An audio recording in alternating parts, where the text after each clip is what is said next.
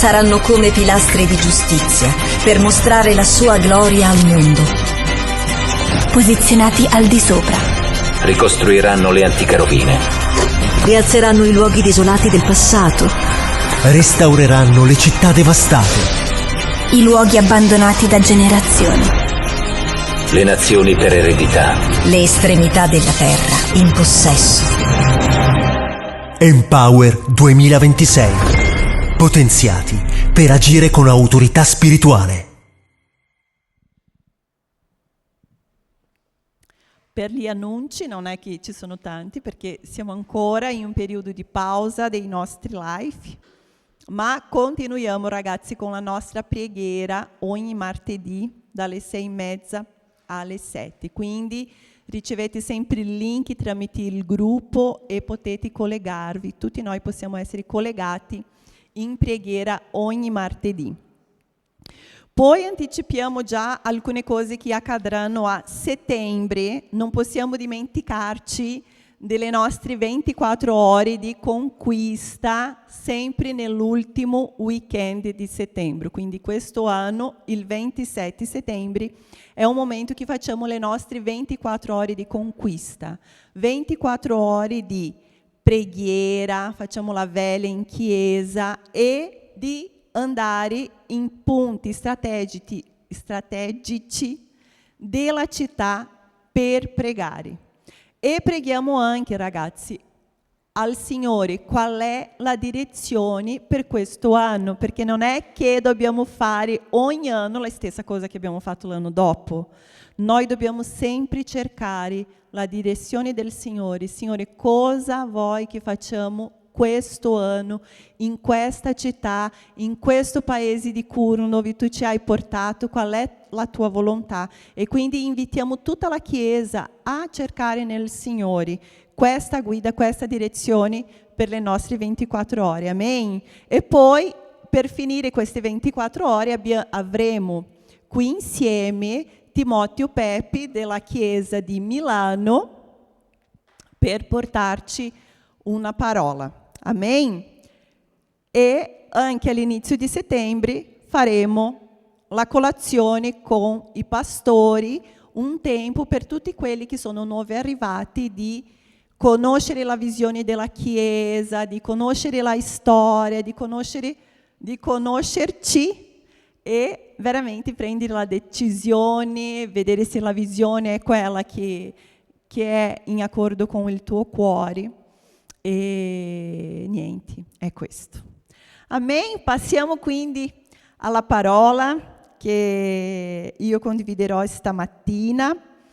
Da lunedì ho iniziato a meditare in questo testo, ho anche condiviso qualcosa nella preghiera di martedì, però dopo quel momento di preghiera sono andata ancora più in profondità con lo Spirito Santo su questo testo e non potevo non condividere con tutti, perché lì nella preghiera eravamo in una parte della Chiesa, ma io credo che è veramente una parola per tutta la Chiesa.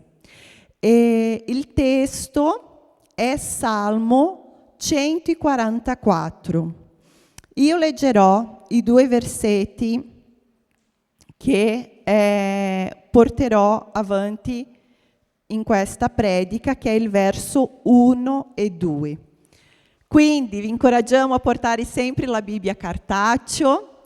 Ancora non abbiamo il proiettore per proiettare il testo, ma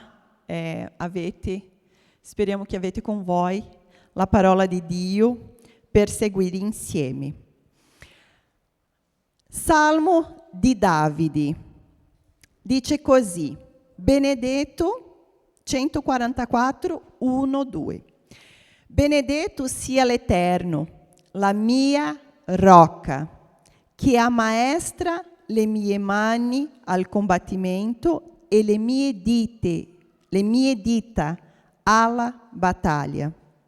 Egli è il mio benefattore e la mia fortezza, il mio alto riparo e il mio liberatore, il mio scudo, colui nel quale mi rifugio, che mi rendi soggetto il mio popolo. Amen, Signore, ti ringraziamo ancora una volta, Signore, per la tua parola, Signore, per la tua parola che è vita, per la tua parola che è verità, per la tua parola, Signore, che penetra il nostro cuore, Signore, e divide le intenzioni dei nostri cuori, i nostri pensieri, la tua volontà, Signore, la tua parola che ci cambia, che ci trasforma e che ci guida, Signore. Ti preghiamo veramente, Signore, che da questo testo potente, Signore, nella nostra vita in un modo pratico, Signore, porti veramente potenza e trasformazioni, perché in Romani dice che la tua parola, Signore, è potenza per la salvezza, e noi prendiamo possesso, Signore, di questo che dice la tua parola, nel nome potente di Gesù. Amen. Allora, il tema di questa parola è: quando la battaglia aumenta, Dio rafforza il suo popolo. Forza, discernimento e direzioni per i tempi che stiamo vivendo. Non so quanti di voi stanno accompagnando negli ultimi tempi, già da un bel po', tante cose che stanno accadendo e che stiamo vedendo quello che la parola dice, che Gesù ha detto in Matteo, che sarebbero l'inizio dei dolori. Quindi, nelle ultime settimane, negli ultimi anni, le guerre vediamo ancora di più. I terremoti, uno dopo l'altro, che ieri ho letto che anche qui in Italia è accaduto ieri una scossa. Quindi, vediamo guerre, terremoti, tanta instabilità, tanta persecuzione. Stiamo vedendo i nostri fratelli in Nigeria, come stanno essendo ammazzati in questo tempo, come la violenza, la persecuzione è diventata ancora più forte. Stiamo vedendo un cambiamento profondo nella società e questo ci porta a una crescente attenzione verso anche i temi profetici, perché è impossibile che guardiamo tutte queste cose e non ricordiamo quello che Gesù ha detto. Ma Gesù, quando ha detto, in Matteo 24, verso 7 e 8, Gesù ci ha detto che queste cose sarebbero accadute e le ha chiamate l'inizio dei dolori. Ma Gesù non ci ha detto questi segnali per produrre paura. Anzi, in Luca 21, verso 28, lui ha detto: quando cominceranno ad accadere queste cose, alzatevi e levate il capo, perché la vostra redenzione è vicina. E un po' prima, in questo stesso capitolo, nel verso 13 al verso 15, lui ha detto così: ma ciò vi darà occasione di rendere testimonianza. Mettetevi dunque in cuore di non premeditare come rispondere a vostra difesa, perché io vi darò una parola e una sapienza alle quali tutti i vostri avversari non potranno opporsi né contraddirvi. Quindi la domanda non è soltanto cosa sta succedendo nel mondo, ma la domanda è come deve vivere la Chiesa mentre queste cose accadono. E qui troviamo anche un altro testo, che poi sarà tutto collegato con il Salmo 144, arriverò, che è il testo di Zaccaria 12, verso 8, che dice così: in quel giorno il Signore proteggerà gli abitanti di Gerusalemme, e colui che sarà debole tra loro, in quel giorno sarà come Davide. Vi siete mai resi conto di questo che la parola dice? Che in quel giorno, qual era quel giorno? Qual era il contesto di Zaccaria? Zaccaria parlava del contesto dove il popolo di Israele tornava dal tempo di esilio e era un tempo di ricostruzione, però loro ricostruivano con tanta opposizione. E il Signore lì ha fatto una promessa su di loro. Il libro di Zaccaria anche c'è un contesto profetico che punta alla fine dei tempi. Io non entrerò in questi dettagli, ma per capire in che contesto il Signore ha detto questo al suo popolo. In quel periodo al popolo di Israele, che stava iniziando a ricostruire la loro vita, però con tanta opposizione, con tanta persecuzione. E la parola che è viva ed efficace, anche se in quel tempo era un modo, anche noi siamo oggi popolo di Dio, anche noi stiamo ricostruendo qualcosa davanti a tante opposizioni e ogni volta la battaglia diventerà più dura. Però il Signore ha detto che il debole sarà come Davide. E qui il principio spirituale che abbiamo è molto potente. Qual è questo principio? Che Dio rende forti il deboli. Cosa dice l'Apostolo Paolo sulla debolezza? In 2 Corinzi 12, verso 10, dice che quando sono deboli, allora sono forti, non nelle mie forze. Dio mi rende forti.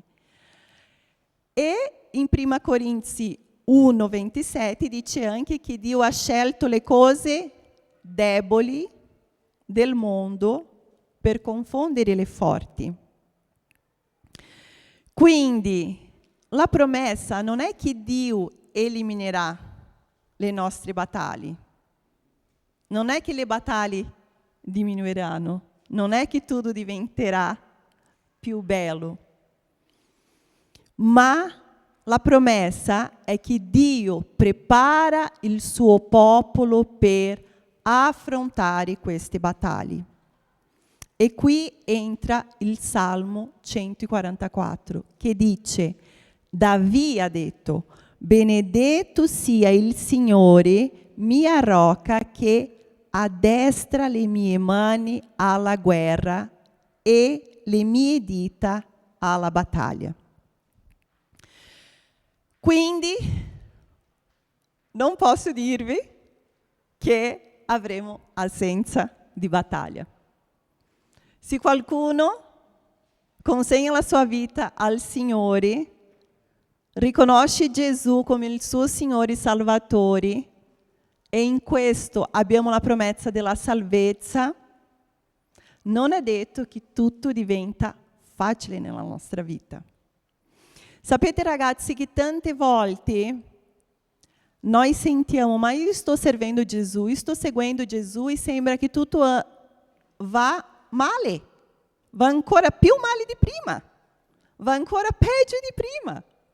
Ho già sentito diverse volte questo, ma dopo che ho accettato Gesù è diventato tutto un caos.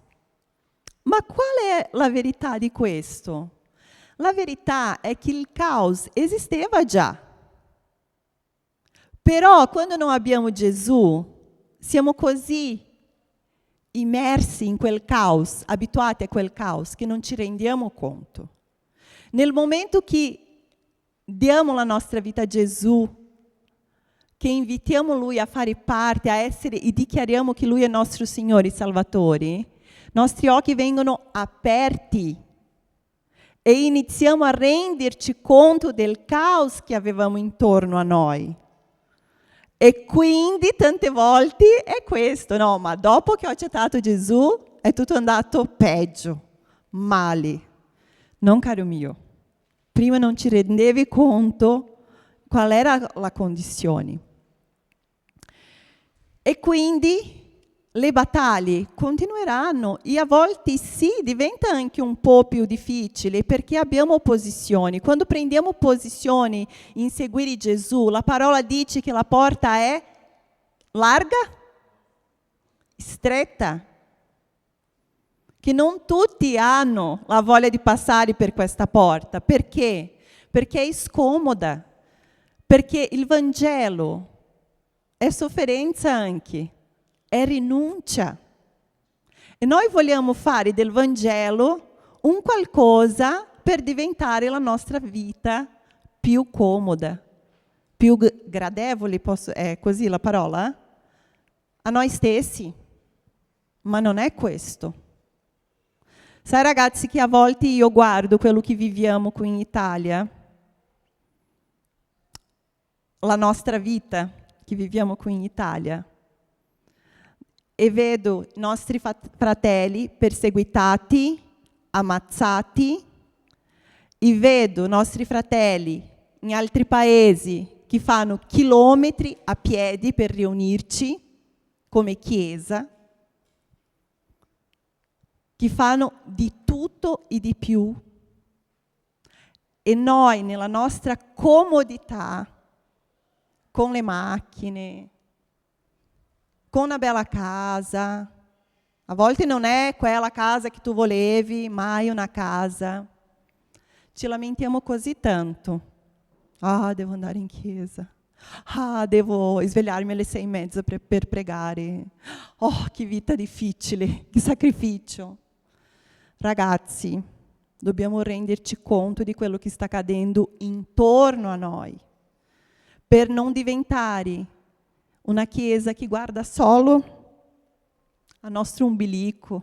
Cosa ho bisogno? Come mi sento? Sai, cosa c'è intorno a noi? Come le persone vivono intorno a noi? Non abbiamo bisogno neanche di andare in questi paesi che hanno persecuzioni, ma vediamo intorno a noi le persone che stanno andando all'inferno, senza conoscere Gesù. E qual è la nostra mossa in tutto questo? Di renderli partecipi chi è Gesù, di testimoniare cosa Gesù ha detto. Queste sono occasioni per dare la vostra testimonianza. E noi siamo lì preoccupati, ma cosa dirò? Non ho una testimonianza. O cosa? E Gesù ha detto cosa? Non preoccupatevi con quello che dovete dire, io vi dirò. È qui che impariamo dal Salmo 144. Chi ammaestra le nostre mani alla guerra? Chi? Il Signore. Il Signore. Andiamo avanti per non perdermi. Quindi Dio non ci promette l'assenza di battaglia, ma la forza per affrontarla. Il debole sarà come Davide. Non dici il debole non avrà più battaglie, ma dici sarà come Davide. E Dio prende una persona che naturalmente è debole e la rende capace di affrontare ciò che da sola non potrebbe affrontare. È esattamente questo che vediamo nella vita di Davide. Davide non era il più forte dell'esercito, ma Davide aveva qualcosa che gli altri non avevano. Davide sapeva in chi confidare. Lui era piccolo, lui era dimenticato dalla sua famiglia, lui non aveva un stereotipo di guerriero, ma il Signore lo ha preso e ha messo in lui la sua forza. E per questo Salmo 144 continua e Davide dice: Egli è la mia misericordia, la mia rocca e la mia fortezza, il mio alto rifugio e il mio liberatore, il mio scudo, in lui mi rifugio. Il Salmo 144 presenta Davide come un re e come un uomo di guerra, che riconosce che la sua capacità non viene semplicemente dalla propria esperienza, ma la sua forza nasceva dalla sua dipendenza da Dio. E cosa impariamo da Davide, ragazzi, in questo contesto, che è bellissimo? Chi ha già letto prima, seconda Samuele, la storia di Davide, sa che lui, prima di andare in battaglia, cosa lui faceva? Chiedeva al Signore. Quindi lui chiedeva sempre la direzione prima delle battaglie. E dove vediamo questo? Vediamo in 1 Samuele 23, verso 2, Davide consulta il Signore, dice così: Davide consultò il Signore dicendo: devo andare a sconfiggere questi filistei? E la parola dice che Dio gli rispose. Poi, quando gli uomini hanno avuto paura, Davide anche consulta nuovamente il Signore. 1 Samuele 23,4. Davide consultò di nuovo il Signore e il Signore gli rispose. E è ancora più evidente in 2 Samuele. Io non leggerò proprio perché sennò ci allunghiamo troppo, e se volete prendere appunti di quali sono i testi, vi consiglio di poi a casa leggere con calma questi versetti. In 2 Samuele, nel capitolo 5, verso 19, Davide consultò il Signore dicendo: devo salire contro i Filistei? Li darai tu nelle mie mani? E il Signore rispose a Davide: sali, perché certamente darò i Filistei nelle tue mani. E attenzione, ragazzi, poco dopo, è certo che la parola lì non dice qual è stato l'intervallo di tempo tra una cosa e altra, ma sono versetti di seguito, quindi una battaglia subito dopo l'altra. Nel versetto 22 e 24 dice: dal 22 al 24. Quindi, poco dopo, Davide deve affrontare nuovamente i Filistei, ma Dio gli dà una strategia diversa. E Dio dice così a Davide: non salire contro di loro. Ops. Prima il Signore ha detto cosa? Vai, affronta, che io li darò nelle tue mani. Adesso Dio ha detto una cosa diversa: non salire contro di loro, aggirali e piomba loro addosso dalla parte dei Gelsi. Gelsi in portoghese è amoreira. Per i brasiliani capire qual è, anche ricordare qual è il passo. Quando udrai un rumore di passi tra le cime dei Gelsi, allora muoviti prontamente, perché allora il Signore sarà uscito davanti a te per sconfiggere l'esercito dei Filistei. Allora, la prima volta Dio dà a Davide una strategia diretta: sali e vinci. Poi i Filistei tornano a combattere contro Davide e Davide, ragazzi, non presume. Davide non dice: ho già vinto, appena fa, il Signore mi aveva detto come vincere e quindi io rifarò la stessa cosa. Lui non ha fatto questo. La parola dice che lui ha cercato ancora il Signore. Cosa vuol dire? Non si è fidato dalla sua esperienza. Si è affidato ancora una volta al Signore. nella stessa situazione. Cos'è nella pratica della nostra vita questo? Come entra questa parola nella nostra vita pratica?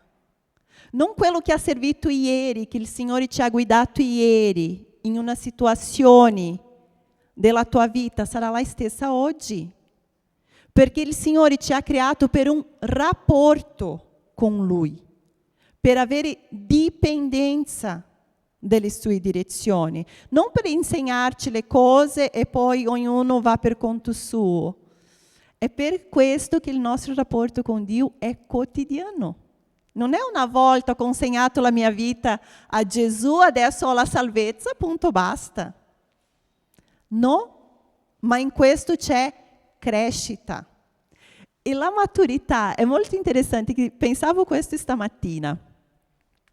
La maturità naturale nella nostra vita viene con l'età, vero? Sì, ragazzi, viene con l'età, sì, anche con l'età. A parte che alcuni restano sempre come se avessi 20 anni, però di solito è così. Viene dall'età che le cose nella nostra mente cambiano, ma viene anche dalla nostra esperienza. Quindi la nostra esperienza più la nostra età, arriviamo a una maturità. E più abbiamo esperienza, più abbiamo età, iniziamo anche a vedere le cose in un modo diverso. Quando abbiamo 20 anni vediamo il mondo da una prospettiva. Quando abbiamo 40 e qualcosa è un'altra prospettiva.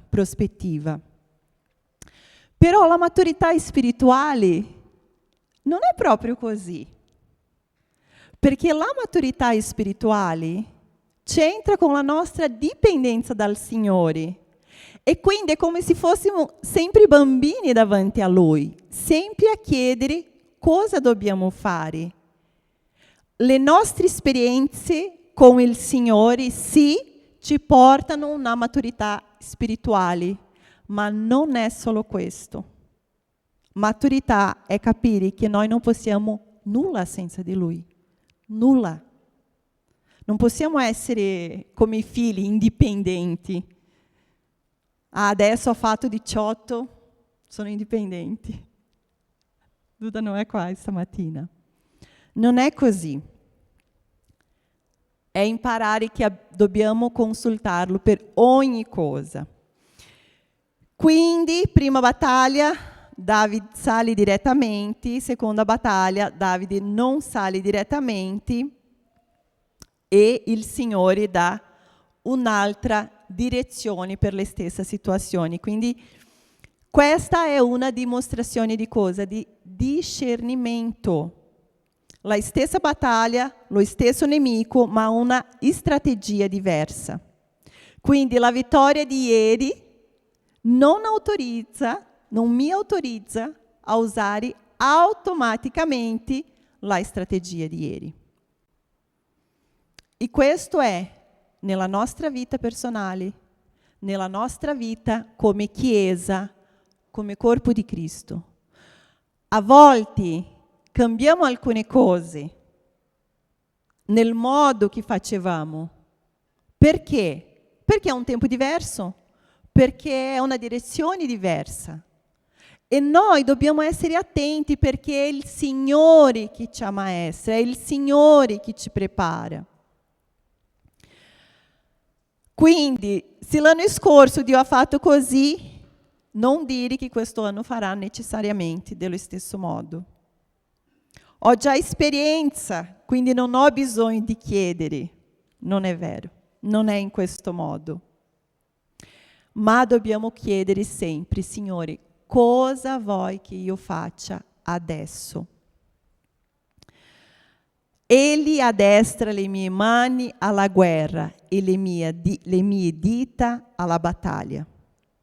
Dio non dà soltanto forza per combattere, ma ci dà precisione per sapere come combattere. Perché? Perché quando la parola parla di addestra le mani per la battaglia, per la guerra, parla di forza. Quando dice addestra le mie dita alla battaglia, questo è imparare, sapere come impiegare questa forza. Quindi parla di precisione, di nulla serve avere forza e non sapere come usarla. È inutile se non abbiamo discernimento. E qui possiamo tornare al verso dove Gesù, in Luca 21, ha detto sui segni, sull'inizio dei dolori. Questo vi darà occasione di rendere testimonianza e io vi darò una parola di una sapienza. In altre parole, per ogni tempo Dio può dare una nuova parola, una nuova sapienza e una nuova strategia per la nostra vita e per la Chiesa. Ed è proprio per questo che la Chiesa non può vivere soltanto di esperienze passate, ma deve continuare ad ascoltare la voce di Dio. Noi abbiamo appena vissuto un tempo meraviglioso e miracoloso. Noi abbiamo visto il Signore agire in nostro favore per arrivare fin qui. Ragazzi, poco fa eravamo a Treviolo. Vi ricordate ancora di questo? Vi ricordate ancora come era ogni domenica scendere quelle scale? Adesso possiamo salire le scale e abbiamo anche ascensori. Due ascensori. Dov'è l'altro? Ah sì. Oh ragazzi, ho appena scoperto che abbiamo 2 ascensori. Quindi il Signore ha fatto grandi cose per noi. Però non è finito qui. Il riassunto della Chiesa non finisce e entriamo in questo nuovo locale, punto basta. Signore, qual è il prossimo passo? Cosa dobbiamo fare? Cosa vuoi da me? Cosa vuoi di noi? Vi dico già un passo molto, molto pratico. Io darò la risposta, ma sono sicura che se domandate al Signore, Lui risponderà a questo. Sono sicura. Cosa devo fare adesso? Aiutare in chiesa, aiutare nell'opera, aiutare nella ristrutturazione, essere partecipi a tutto questo che sta succedendo, offertare nell'opera. Abbiamo bisogno di sistemare tante cose. Vi renderemo partecipi anche dei preventivi, di cosa dobbiamo fare esattamente, specificato ogni cosa, quello che abbiamo bisogno di comprare, quanto costa, e tu puoi essere partecipe di questo, perché la Chiesa non è nostra, la Chiesa è del Signore. E potrai chiedere, ma per il Signore non si importa se c'è una sala così, una sala per bambini, perché questo non è per il Signore non guarda queste cose materiali. È vero, noi lodavamo, predicavamo nel parco, non avevamo struttura quando abbiamo iniziato. Andavamo, vero, portando le sedie ogni domenica, tante cose. Ma oggi siamo in altre condizioni. E è vero, per il Signore non importa qual è il pavimento, qual è la sala. Non è questo. Ma questo mi fa ricordare di Ageo, quando hanno iniziato a ricostruire il Tempio. Che il Signore ha detto, voi siete preoccupati con le vostre case ben ricostruite, ben sistemate, ma la mia casa è lì con quello che avanza, con quello... E questo è anche oggi. Se non fosse così non era scritto nella parola.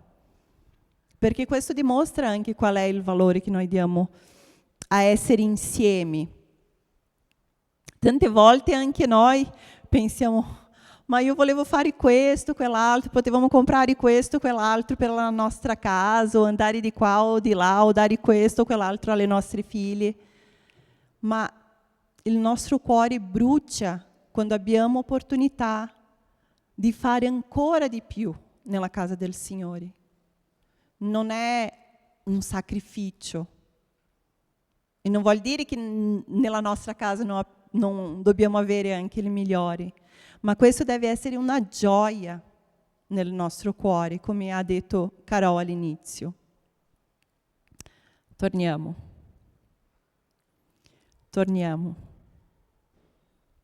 Continuiamo ad ascoltare la voce di Dio. E qui io voglio fare un collegamento con quello che Pastor Alex ha predicato domenica scorsa, perché mentre io meditavo questa settimana in questa parola di Salmo 144, nella vita di Davide, di come lui si muoveva, mi è venuto proprio quello che abbiamo sentito nella domenica scorsa. Cosa abbiamo sentito nella domenica scorsa? Su cosa Pastor Alex ha predicato? Nessuno non vi ricordate? Profeta Elia. Ragazzi, non mi spaventate. Aiuto. No, io so che a volte quando si fa questa domanda, Flaviani, sei sveglia? Sei sveglia, Flaviani? Ti farò una domanda. Mi sono appena ricordata di quella nostra conversazione. È vero, ragazzi, state attenti alle domande, perché così nessuno dorme. State attenti che vi farò domande. Allora, qui torniamo al profeta Elia. Perché torniamo al profeta Elia? Perché mi ha fatto ricordare del profeta Elia mentre io meditavo questo salmo e alla vita di Davide? Perché, come abbiamo sentito, imparato settimana scorsa, c'è un momento in cui Dio dice a Elia: vattene da qui, dirigiti verso oriente e nasconditi presso il torrente Cherit. Prima Re 17:3. Elia si nasconde, ok. Ma attenzione, Elia era nascosto, ma era perfettamente nella volontà di Dio. Perché? Perché Dio aveva dato questa direzione, nasconditi. E quindi, anche se lui era nascosto, cosa succede? Fu fecondo lì lui stesso. Perché? Lui era nascosto, ma cosa lui ha vissuto? Dio lo sostenne, i corvi lo nutrirono, lui beve dal torrente, poi lui fu mandato alla casa della vedova. Cosa lui ha visto? Ha visto l'olio e la farina che si è moltiplicata e ha visto il figlio della donna tornare in vita. E questo ci insegna una cosa molto importante. Essere nascosti non significa restare fermi. A volte pensiamo, se nessuno mi guarda, se non sto facendo nulla, non è così. Se Dio ti ha mandato nel nascondiglio, il nascondiglio anche è un luogo di scopo.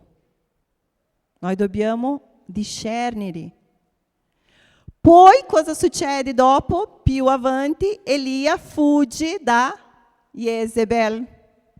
E questa volta il testo dice: egli ebbe paura, il si alzò e se ne andò per salvarsi la vita. Prima Re 19:3. E qui c'è una differenza enorme. Perché una volta si nascose perché? Perché Dio lo aveva detto. Ma l'altra volta fuggì perché aveva paura. Il movimento esterno, quello che vediamo nella sua vita, sembra simile, sì o no? Si nasconde, poi fugge per nascondersi, sembra che è la stessa cosa. Ma la motivazione spirituale era completamente diversa. E questa è una cosa che anche dobbiamo applicare nella nostra vita oggi, imparare nella nostra vita oggi. Non ogni movimento è direzione di Dio. A volte pensiamo, sto facendo qualcosa, quindi sto andando avanti. Ma forse stiamo solo reagendo a qualcosa e non seguendo una direzione. Reagire non significa necessariamente obbedire. Prima Elia ha obbedito e anche lì ha portato frutto, e anche lì ha vissuto miracoli, e anche lì ha visto la potenza di Dio. Poi lui sceglie di fuggire. Anche lì il Signore ha preso cura di lui. Ma si è affaticato, ha camminato tanto, per poi quando arriva nel luogo sentire da Dio, ma cosa ci fai qui? Quante volte prendiamo strade senza consultare il Signore nella nostra vita pratica? Cambiare lavoro per paura, o per ricevere di più, o perché è più comodo, o perché questo, quell'altro, tante cose. Rompere alcune relazioni per impulsività. Ah, mi ha offeso, adesso lascio. Rispondere a un messaggio con rabbia. Chi mai ha fatto questo? Riceve un messaggio, risponde con rabbia, pieno di ragione. È vero, a volte c'è ragione in quella risposta, ma è nel modo sbagliato, senza la direzione del Signore. E questo porta ancora una situazione più difficile. Litigare con qualcuno perché ti ha provocato. No, mi ha detto questo, io non esco senza dare una risposta. No, io, come si dice in portoghese, non levo desaforo para casa. Come si traduce questo in italiano? Non porto a casa questa offesa. Rispondo prima di andare. O adesso su social. Adesso su social. È giusto? Sui social. Adesso sui social. Pubblicare qualcosa perché siamo indignati. Sono arrabbiata con il mondo, trovo qualcosa e inizio a sparare, a esprimere senza saggezza, solo perché siamo indignati. E entriamo in battaglia perché sentiamo di dover dimostrare qualcosa. A volte battaglie che non siamo neanche stati chiamati a combattere. E siamo lì a stancarci, a fare una fatica, ma non dovevamo essere lì. Elias, cosa ci fai qui? Cosa ci fai qui? Il Signore addestra le nostre mani.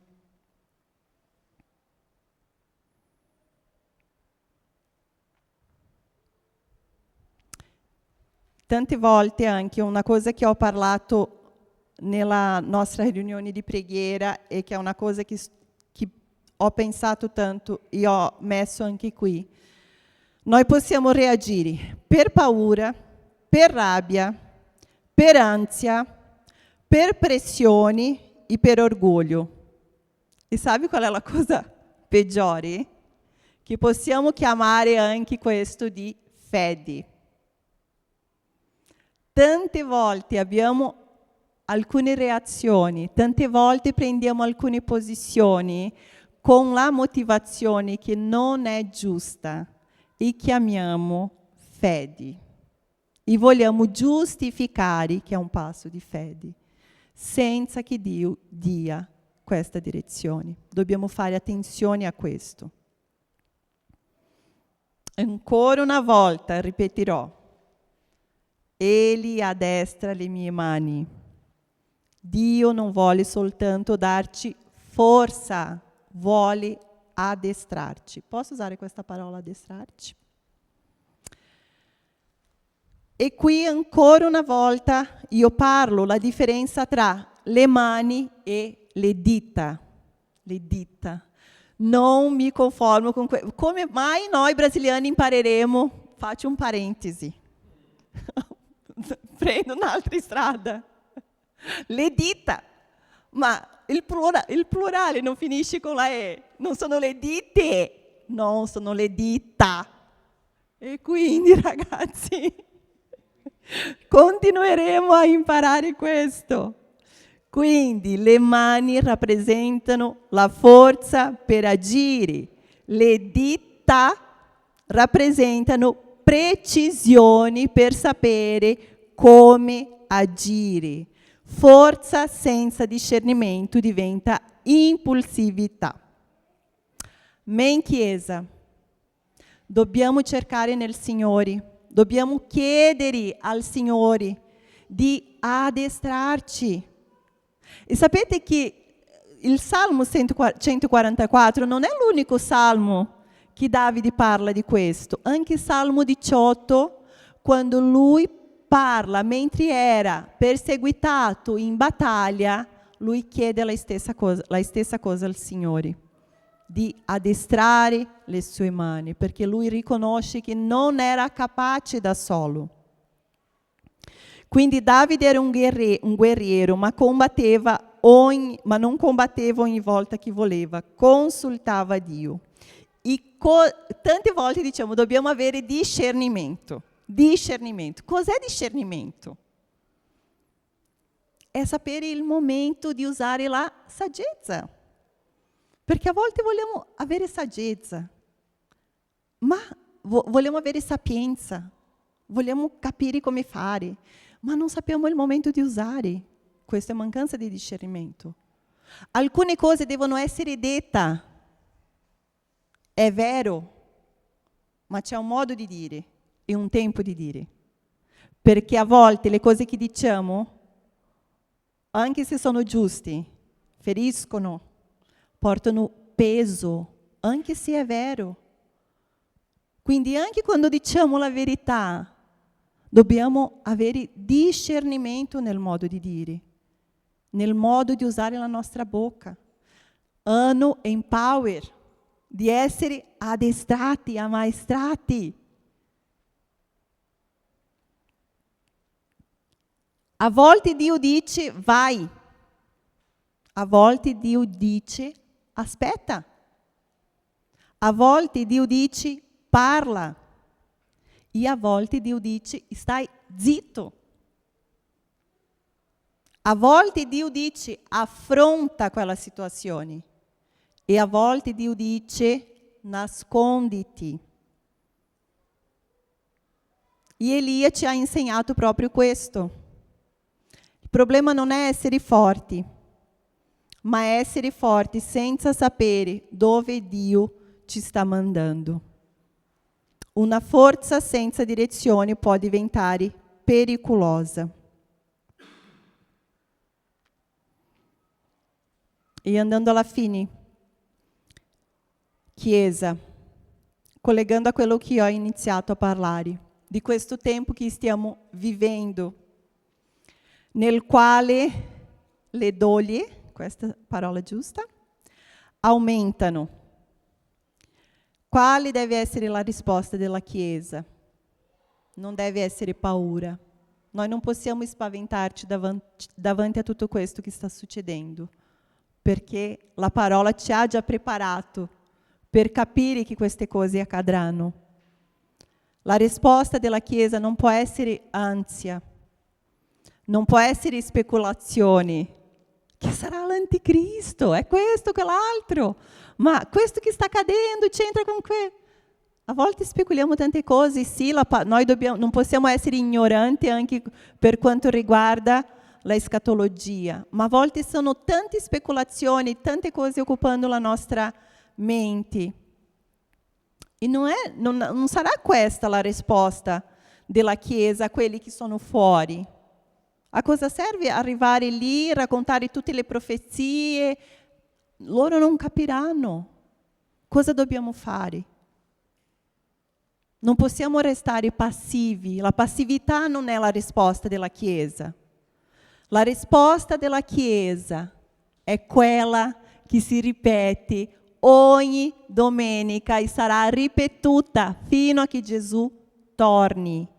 La risposta della Chiesa è santità, preghiera, discernimento, la consapevolezza della nostra missione di portare Cristo fuori a queste mura. Questa è la missione della Chiesa, davanti a tutto questo che sta succedendo. Chi addestra le mani della Chiesa per la guerra? Chi addestra le dita? Chi dà precisioni per capire come usare la direzione che il Signore sta dando?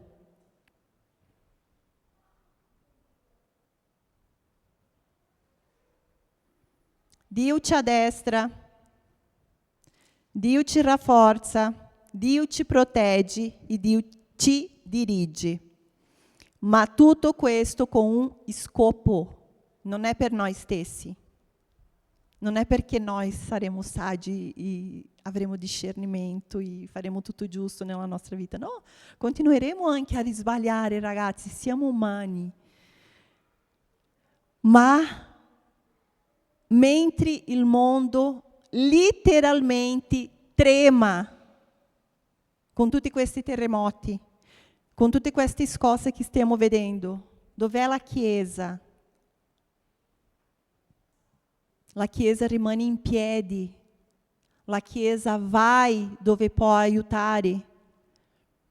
Non so quanti di voi accompagnate Humanitarians Project, che è un'area della Sabbath che va in missione, che sono andati in Venezuela per aiutare, che sono adesso nel Tour Giallo a evangelizzare nell'Italia, dove abbiamo Liz e Elena che sono anche in missione. Tante volte noi non possiamo andare fisicamente lì, ma noi possiamo aiutare economicamente le missioni. Tutti noi possiamo fare qualcosa, ragazzi. Nessuno di noi ha le mani legate. Perché anche se siano 5 euro, si può donare in missioni. Non so, tu non mangerai un kebab nella settimana e manderai questo alla missione. Ah no, ma 5 euro che differenza fa? Le monete della vedova che Carol ha parlato oggi, era la quantità che ha chiamato l'attenzione di Gesù o è stata l'intenzione di cuore di dare tutto quello che aveva? E tante volte, no, ma io non farò un bonifico, non so, di 10 euro. E è vero, se abbiamo condizioni di fare di più, qualcosa possiamo fare sempre. Però siamo sempre preoccupati. Cosa devo mangiare? Cosa voglio vestire?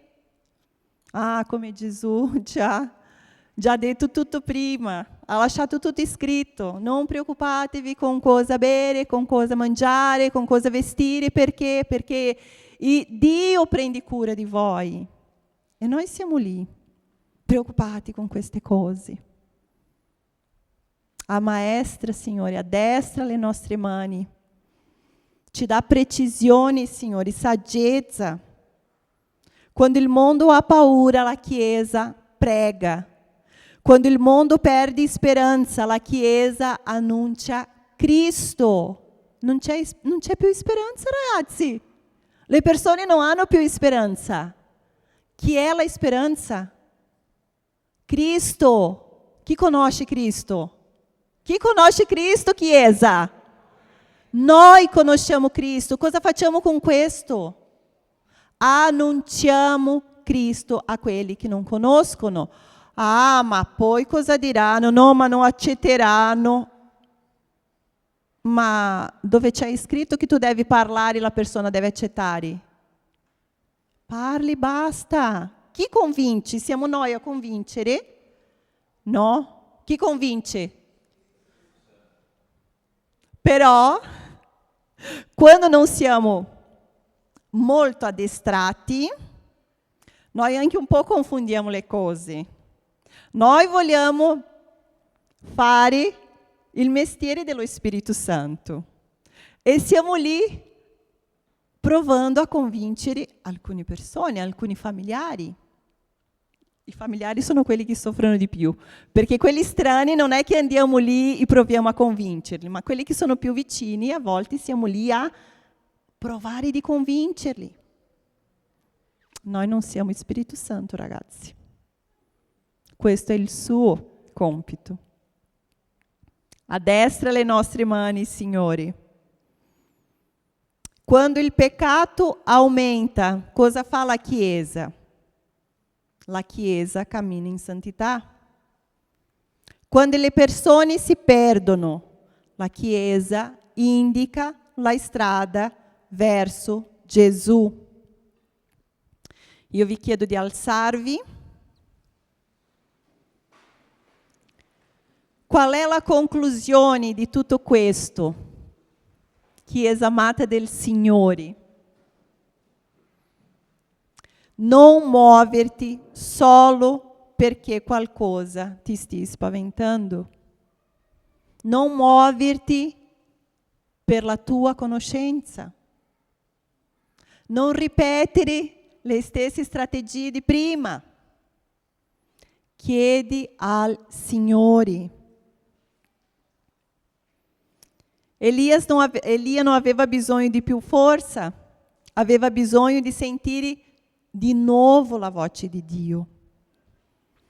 E forse oggi qualcuno qua non ha bisogno di fare di più, ma ha bisogno di ascoltare meglio. Forse stai combattendo una battaglia che Dio non ti ha chiesto di combattere. Forse stai fuggendo di qualcosa che Dio ti ha chiesto di affrontare.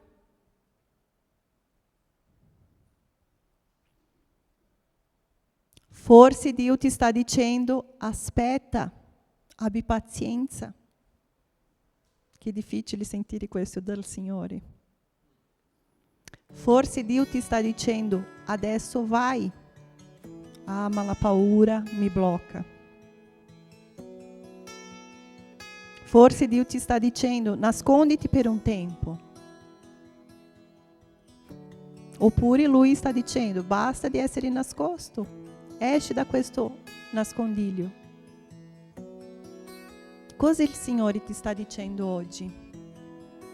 Vi chiedo di chiudere gli occhi adesso e pensare un po' a tutto questo che abbiamo parlato stamattina.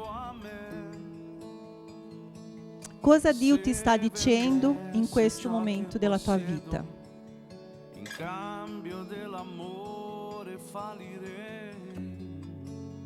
Forse la domanda non sia sono abbastanza forti? Forse la domanda è sono nella direzione giusta che Dio mi ha dato?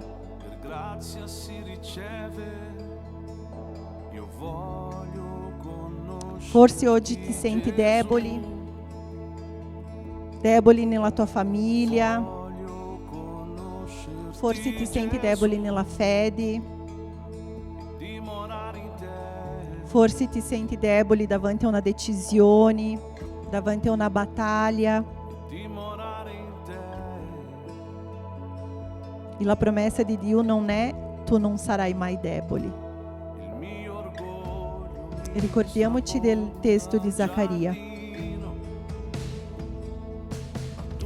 Il debole può essere come Davide. Cosa Davide diceva? Signore, prepara le mie mani. Prepara le mie mani, Signore.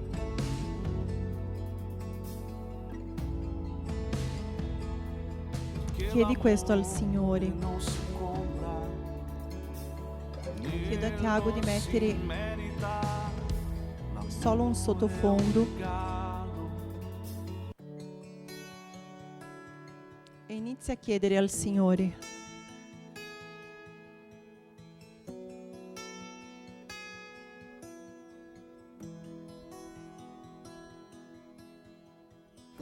Tu stai cercando la direzione del Signore prima di prendere una decisione? Tu lo stai facendo partecipe del tuo quotidiano?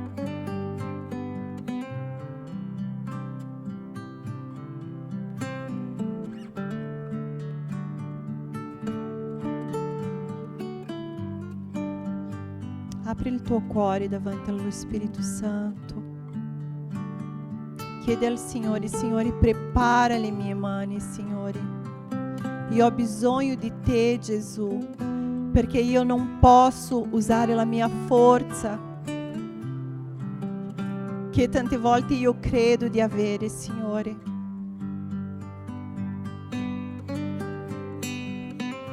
Io riconosco la mia debolezza davanti alla tua potenza, Signore.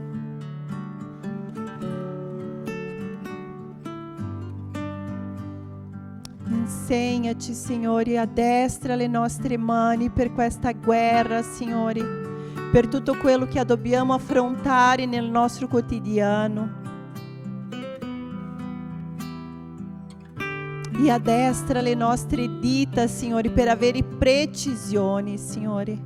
Basta affaticarci con cose inutili.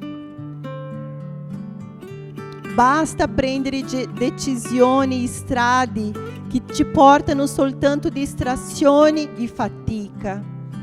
Signore, io prego stamattina, Signore, per discernimento sulla tua Chiesa, Signore, sulla nostra vita, sulla vita di ognuno che è qua, sulla mia vita, Signore. Vogliamo essere precisi, Signore, senza perdere tempo con cose inutili. Apri i nostri occhi, Signore, per guardare intorno a noi, Signore, e vedere quali sono i cuori già pronti a ricevere il seme della tua parola, Signore. Dacci sensibilità, Spirito Santo.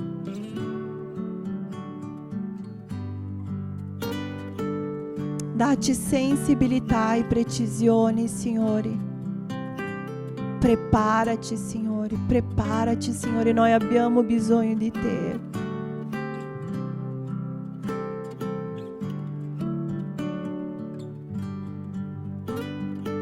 Noi ti ringraziamo, Signore, per la tua parola che è così viva, che ci sveglia, che ci risveglia. Io vorrei pregare anche questo stamattina sulla tua Chiesa, Signore.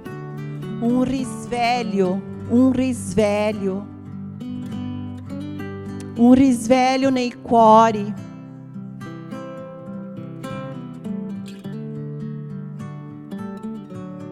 Un risveglio del primo amore.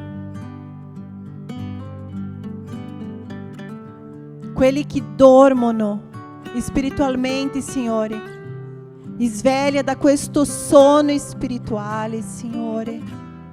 Soffia, Spirito, stamattina la tua potenza.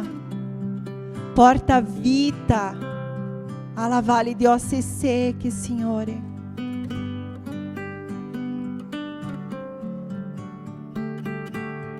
Signore, noi vogliamo essere una Chiesa che non continua a fare le stesse cose, Signore,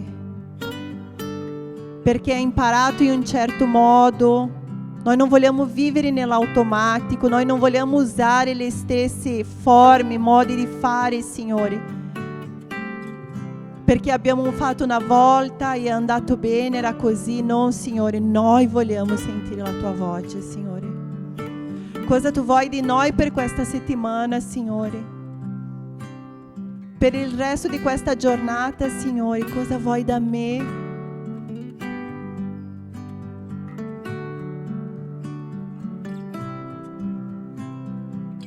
Cosa dobbiamo fare come Chiesa, Signore? Qui dove siamo stati messi, qual è la Tua direzione, Signore? Cosa Tu hai preparato per il 27 settembre, Signore? Guidaci, Spirito Santo. Noi vogliamo essere dipendenti da Te.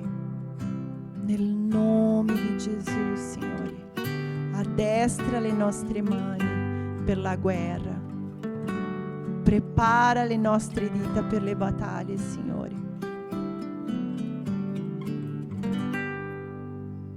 Vogliamo dipendere da Te nel nome potente di Gesù. Nel nome potente di Gesù. E io voglio invitarvi insieme a fare una dichiarazione, a chiedere al Signore come una preghiera di renderci forti. Amen. Io parlo e ripetiamo tutti insieme. Possiamo fare questo?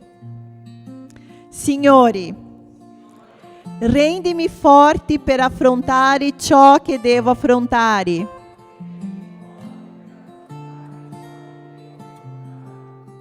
Signore, rendimi saggio per riconoscere ciò che non devo affrontare e sensibile alla Tua voce per sapere quando andare, quando aspettare e quando nascondermi. Nel nome di Gesù. Amém. Amém, Chiesa. Que il Signore, che ognuno di noi possa essere lì disponibile a essere addestrato per il Signore. Amém. Non ci dimentichiamo di questa parola domani, nel resto della settimana, ma mettiamo lì Salmo 144, chiedendo al Signore di addestrare le nostre mani e le nostre dita. Amém? Dio vi benedica, una buona domenica, un'ottima settimana.